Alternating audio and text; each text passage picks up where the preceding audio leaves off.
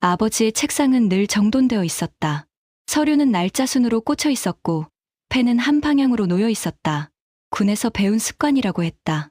기록은 정확해야 하고 절차는 지켜야 한다고. 그게 아버지가 사는 방식이었다. 그런데 그날따라 서랍 하나가 끝까지 닫히지 않았다.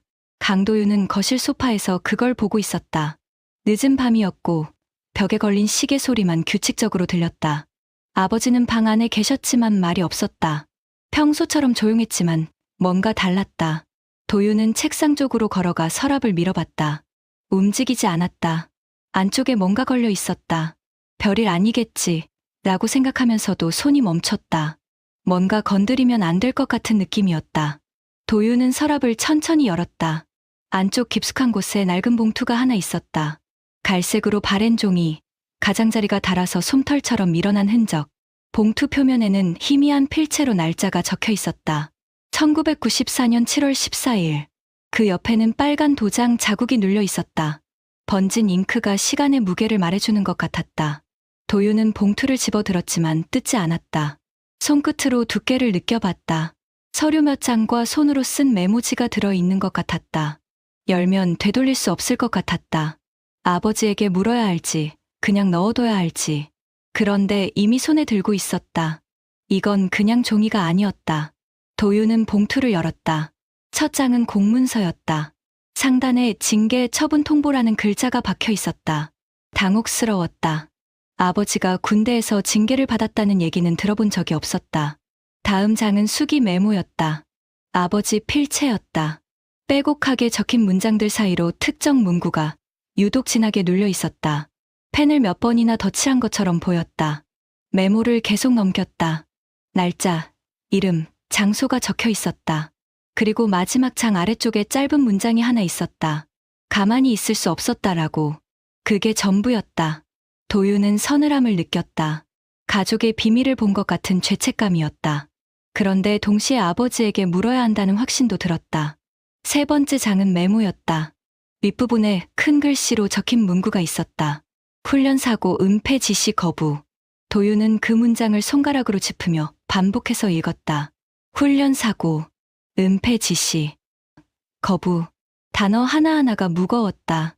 분노가 올라오는 게 아니라 숨이 막혔다. 아버지는 왜 이걸 혼자 들고 있었던 걸까? 왜 아무에게도 말하지 않았던 걸까? 도윤은 메모 아래쪽을 읽었다. 병사 1명 부상, 상급자 지시 기록 말소, 나는 거부, 결과 징계. 짧은 문장들이었지만 30년이 담겨 있었다. 도윤은 메모를 다시 처음부터 읽었다. 멈췄다. 그리고 또 읽었다. 다음 날 저녁, 도윤은 봉투를 들고 아버지 앞에 앉았다. 식탁 위에 봉투를 놓았다. 아버지는 봉투를 보더니 손을 멈췄다. 한참 동안 아무 말도 없었다. 이게 뭐예요? 아버지는 천천히 입을 열었다. 훈련 중에 병사가 다쳤다. 덮으라고 했다. 누가요? 상급자. 기록을 지우라고 했다. 도윤은 숨을 참았다. 그래서요? 거부했다.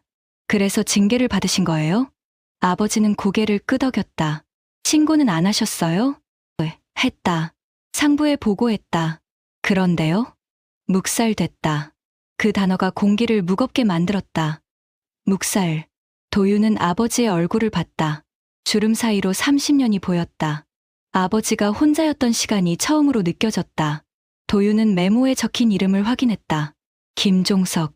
당시 같은 부대에 있던 전우였다. 도윤은 노트북을 켜고 이름을 검색했다. 동창회 명부, 예비군 명단, 지역 커뮤니티. 검색 결과가 몇 개 떴다. 그중 하나가 맞는 사람일 가능성이 높았다. 연락처를 찾을 수 있다는 게 확인됐다. 며칠 후 도윤은 전우분을 만났다. 조용한 카페였다. 전우분은 60대 초반으로 보였고 평범한 차림이었다. 연락받고 놀랐습니다. 전우분은 가방에서 파일 하나를 꺼냈다. 두꺼운 클리어 파일이었다. 안에는 사진 몇 장과 손으로 쓴 훈련 일지가 들어있었다. 이게 그때 찍은 겁니다. 사진 속에는 훈련장과 부상당한 병사가 보였다. 날짜 도장이 찍혀 있었다. 1994년 7월. 일지에는 사고 경위와 처리 과정이 빼곡하게 적혀 있었다. 왜 이걸 가지고 계셨어요? 전우부는 잠시 말이 없었다. 언젠가 필요할까봐 그냥 못 버렸습니다. 도윤은 가슴이 무너지는 걸 느꼈다. 30년. 이 사람도 30년을 이걸 들고 있었다. 이사 갈 때마다, 정리할 때마다, 가족에게 말하지 못하면서도 버리지 못했던 시간. 도윤은 파일을 받아들었다. 무거웠다. 종이의 무게가 아니었다. 그날만큼은 모른 척하고 다시 넣을 수가 없었다. 도윤은 아버지의 징계 기록과 전후분의 증거를 함께 정리했다. 봉투에 넣었다. 새 봉투였지만 느낌은 30년 전 그 봉투와 같았다. 국방부 민원실로 갔다. 접수 창구에서 서류를 제출했다. 담당자는 서류를 확인하고 접수 번호를 줬다. 절차는 담담했다. 드라마틱하지 않았다. 재검토 요청이시군요. 자료 검토 후 연락드리겠습니다. 얼마나 걸리나요? 규정상 3개월 이내입니다. 다만 오래된 건이라 시간이 더 걸릴 수도 있습니다. 도윤은 접수증을 받아들고 나왔다. 떨렸다. 이게 아버지를 또 다치게 하는 건 아닐까. 30년 묻어둔 걸 다시 꺼내서 상처를 벌리는 건 아닐까. 봉투가 닫혔던 서랍이 이제 열렸다. 하지만 이걸로 끝난 게 아니었다. 오히려 시작이었다. 2주 후 담당자에게서 전화가 왔다. 추가 자료가 필요합니다. 당시 부대 편성표와 사고 보고서 원본을 확인할 수 있나요? 도윤은 당황했다. 그건 제가 가지고 있지 않은데요. 그럼 절차상 진행이 어려울 수 있습니다. 전화를 끊고 나서 도윤은 멍하니 앉아 있었다. 가만히 두면 가족은 편할 수 있었다. 아버지도 더 이상 이 일을 꺼내지 않으셨다. 그냥 이대로 놔두면 모두가 편했다. 하지만 그럼 이 기록은 영원히 종이가 됐다. 도윤은 전우분에게 다시 연락했다. 전우분은 훈련 일지를 다시 뒤졌다. 그리고 당시 작성했던 보고서 사본을 찾아냈다. 공식 보고서가 아니라 개인이 남긴 메모였지만 날짜와 내용이 일치했다. 이것까지 보내야 할까요? 도윤은 고개를 끄덕였다. 네, 보내야 합니다. 규정과 양심 사이에서 도윤은 서 있었다. 절차는 완벽하지 않았다. 증거는 부족했다. 하지만 침묵하면 아무것도 바뀌지 않았다. 한 달이 더 지났다. 도윤은 아버지와 저녁을 먹고 있었다. 그동안 아버지는 제출건에 대해 한 번도 물어보지 않았다. 도윤도 먼저 꺼내지 않았다. 그날 아버지가 먼저 말했다. 그때 내가 틀린 줄 알았다. 도윤은 젓가락을 내려놓았다. 아버지는 계속했다. 신고했을 때, 묵살당했을 때, 징계받았을 때. 내가 뭔가 잘못 본 건가 싶었다. 아니에요. 알아. 근데 그땐 확신이 안 섰다. 아버지의 목소리는 떨리지 않았다. 담담했다. 그래도 후회는 없다. 그 순간 도윤은 알았다. 아버지의 침묵은 비겁함이 아니었다. 회피도 아니었다. 30년을 버텨낸 방식이었다. 혼자서도 틀리지 않았다고 믿으며 견딘 시간이었다. 왜 이제야 말씀하세요? 내가 움직이는 걸 봤으니까. 아버지는 서랍을 봤다. 그리고 처음으로 웃었다. 아주 작게. 기록은 끝이 아니구나. 도윤은 고개를 끄덕였다. 아버지가 30년 동안 지킨 건 종이가 아니었다. 선택이었다. 그리고 그 선택이 이제야 의미를 찾고 있었다. 석 달이 지났다. 국방부에서 연락이 왔다. 재검토 착수가 결정됐습니다. 담당 부서로 이관됐고 추가 조사가 진행될 예정입니다. 결과는 언제 나오나요? 정확한 기한은 말씀드리기 어렵습니다. 다만 절차는 시작됐습니다. 통보는 건조했다. 확정도 아니었고 승리도 아니었다.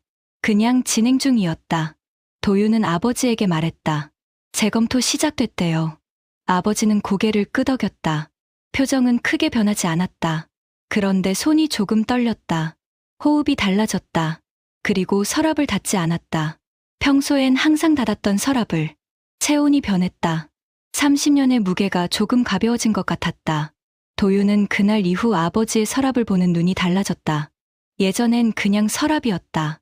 이젠 기록이 사는 곳이었다. 30년 만에 진실이 빛을 보기 시작했다. 하지만 그게 끝은 아니었다. 도윤은 알았다. 기록은 끝이 아니라 다음의 기준이라는 걸. 그날 이후 나는 기록을 끝이 아니라 다음의 기준으로 두기로 했다. 서랍은 이제 열려 있었다. 그리고 도윤은 그 서랍을 함부로 닫지 않기로 했다.